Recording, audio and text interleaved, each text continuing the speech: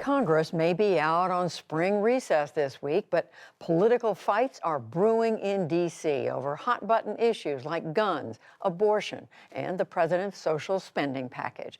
Lisa Desjardins brings us up to speed on all the news in politics. The announcement of a nominee to run that agency that regulates guns has recharged an intense political debate here in Washington. And the primary election season is getting into high gear as the former president weighs in on key races. Here to break this down, of course, are our Politics Monday crew, Amy Walter of the Cook Political Report with Amy Walter and Laura Barone Lopez of Politico. Tamara Keith is away. Laura, let's start right with you. You broke the stories of the announcements on guns today from the White House, including the announcement of the new nominee for the ATF. Now, Steve Dettelbach is someone who comes from a prosecutor's background, little different than the previous nominee, who did have experience with gun control advocacy groups. What does that tell you? What does all the announcements today tell you about where we are on the politics of guns, especially for Democrats right now?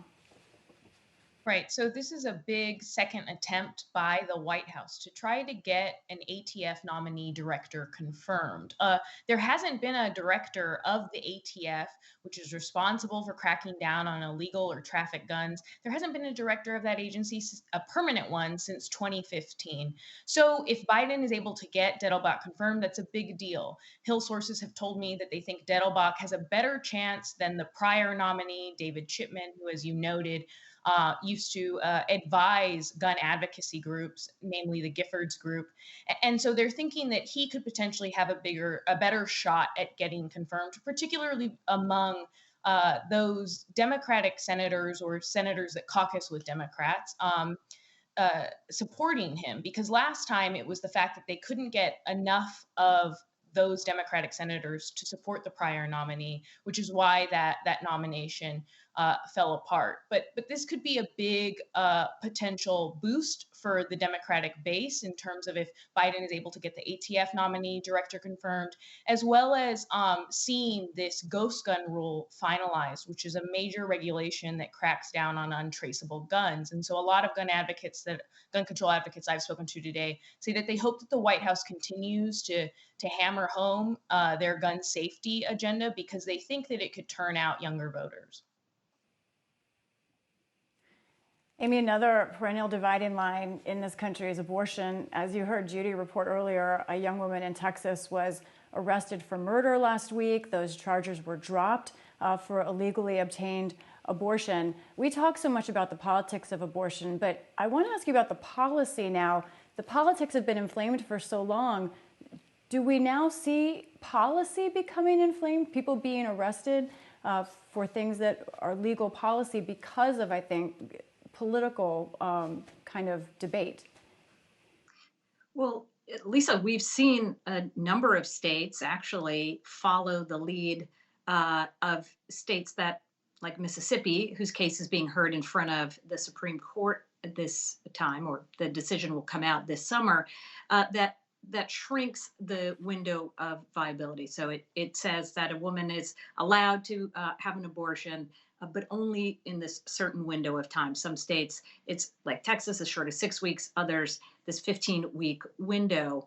But while these states, mostly red states, have been passing these laws, we haven't seen this issue really rise to the top of either Democratic or Republican voters' agendas. I was just looking at some polling that came out in March, and for Democrats, this issue of abortion ranks as the sixth most important, and it is as important to Republicans as it is to Democrats, which is to say they both are invested in this issue, but they're not as invested in it as, say, the economy or climate change or immigration. The other thing we're waiting for, as I alluded to earlier, Lisa, of course, is the Roe v. Wade decision later this summer.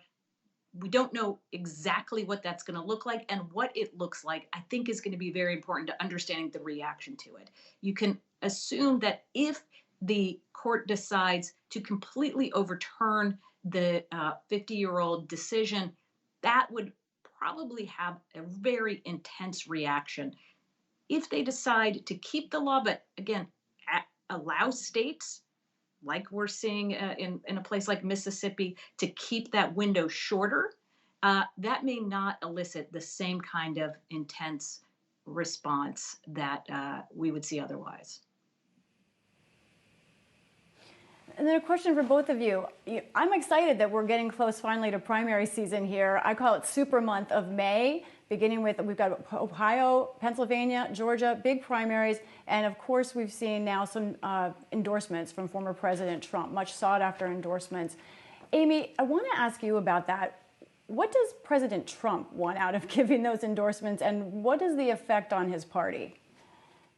So by the end of these primaries, there will be a win-loss record for Donald Trump and his endorsed candidates. And we can use that as a metric to say whether he's been successful in his political acumen, how smartly he picked candidates.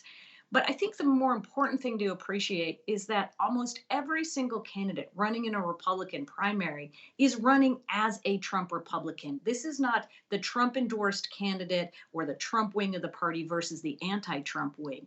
All of them are running in that same mold. Almost all of them talk about things that then President Trump put forward, like building a wall along the border. And so this is much will be made about whether his specific candidates made it through. But again, I think it's important to appreciate how many of these candidates are running in the mold that was made by Donald Trump. Laura.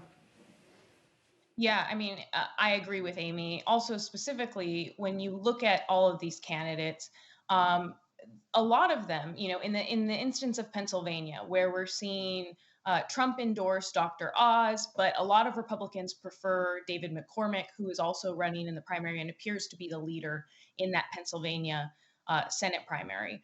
But McCormick has not distanced himself from Trump on the issue of whether or not the 2020 election was fraudulent, which it wasn't.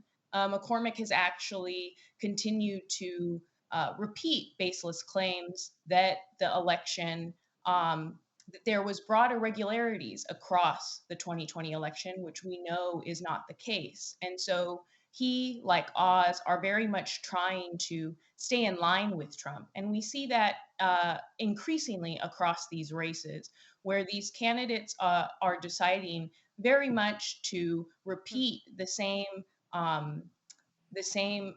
efforts to undermine democracy and other sentiments, like Amy pointed out, in terms of immigration, in terms of increased embrace of white nationalist sentiments.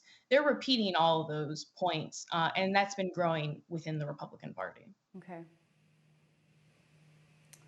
Well, I have to say, it was a pleasure being back with you. There's a lot that you're observing that we're watching too. And as we can all say, this year keeps changing. We're distancing again, but I'm sure we'll be back together in person, hopefully in coming weeks. Laura Barón Lopez, Amy Walter, thank you so much, both of you. Thank you. Welcome.